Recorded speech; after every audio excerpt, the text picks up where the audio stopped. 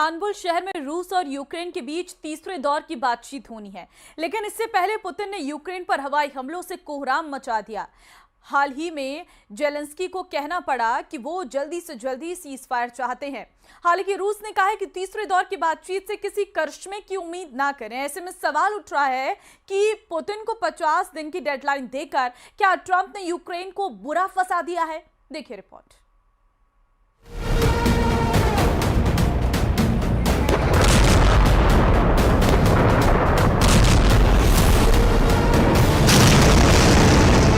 ये हमले बता रहे हैं कि पुतिन ने 50 दिन के अंदर 50 साल वाली तबाही मचाने का फैसला किया है। ये जलती हुई गाड़ियां बता रही हैं कि रूस अब यूक्रेन को पूरी तरह जलाकर राख कर देगा। यूक्रेन की कैपिटल कीव की स्काईलाइन में बहुत आग नजर आ रही है।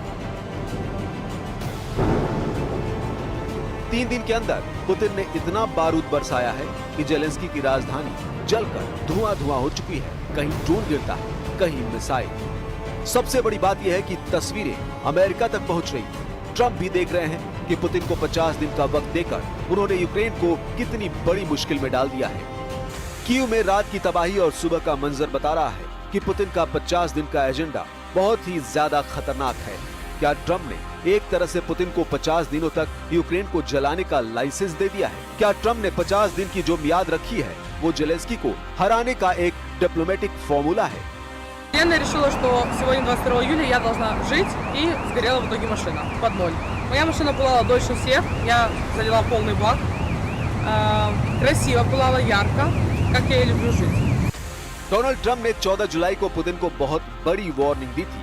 ट्रंप ने कहा था कि अगर 50 दिनों में युद्ध खत्म करने को लेकर डील नहीं हुई तो रूस पर 100% टैरिफ लगाया जाएगा। 14 जुलाई से 50 दिन गिने जाएं, तो ट्रंप ने पुतिन को 2 सितंबर 2025 तक का वक्त दिया है। सवाल है कि क्या अब 2 सितंबर तक पुतिन यूक्रेन पर इतनी बमबारी कर देंगे कि यूक्रेन में रूस की जीत पक्की हो जाएगी? ज़पोरिज़िया से लेकर खार्किव और सूमे से लेकर ओडेसा, जेलेंस्की का हर शहर इस वक्त पुतिन का गुस्सा देख रहा है। हालात ऐसे हैं कि यूक्रेन का युद्ध सबसे खतरनाक स्टेज पर पहुंच चुका है। लग रहा है कि रूस की फौज कह रही हो, आग ऐसी लगाई कि मजा आ गया। जलती हुई गाड़ियां और इमारतों में लगी आग बता रही है कि यूक्रेन पर अब मौत नाच रही है। Чи ворог знову атакував Одесу? Внаслідок атаки сталася масштабна пожежа автомобілів на автостоянці біля багатоповерхівки. Горіло 12 автівок. Також постраждали супермаркет, тренувальний зал, вибито скління в квартирах багатоповерхівки. अब सबकी नजर पुतिन पर है। इसमें कोई शक नहीं कि रूस में परमाणु बेस पर जब हमला हुआ था तो सबने इसे पुतिन की हार बताया था। लेकिन अब पुतिन लगातार यूक्रेन को झटके दे रहे हैं। रूस के हमले बता रहे हैं कि यूक्रेन पर रहम के लिए अब पुतिन के दिल में कोई जगह नहीं। कीव, खार्किव और ओडेसा पर हो रहे ड्रोन हमलों और मिसाइल अटैक ने जेलेंस्की को चारों खाने चित कर दिया है। हर तरफ आग और आग बुझाने की कोशिश लगातार जारी है, लेकिन ये आग इसलिए नहीं बुझ रही। यूक्रेन पर ये हमले देखकर डोनाल्ड ट्रंप की नींद उड़ गई है। कीव, खार्किव, सूमे और ओडेसा के बाद ज़पोरिज़िया में हुए हमलों ने अमेरिका का नेटो वाला जमीन जगा दिया है। इसलिए डोनाल्ड ट्रंप ने सीज फायर और युद्ध वाले विकल्प चक्र को बार बार घुमाया और इसका फैसला आया युद्ध। क्योंकि पुतिन को 50 दिन का वक्त मिलने से जेलेंस्की को भी लग रहा है कि उनसे कहीं धोखा तो नहीं हो गया। ट्रंप को एहसास हो गया है कि अमेरिका को अब किसी भी सूरत में यूक्रेन को बचाना होगा। लेकिन डोनाल्ड ट्रंप ने सीज फायर की तारीख खींचकर युद्ध को चुना है। यही यूक्रेन का सबसे बड़ा डर है।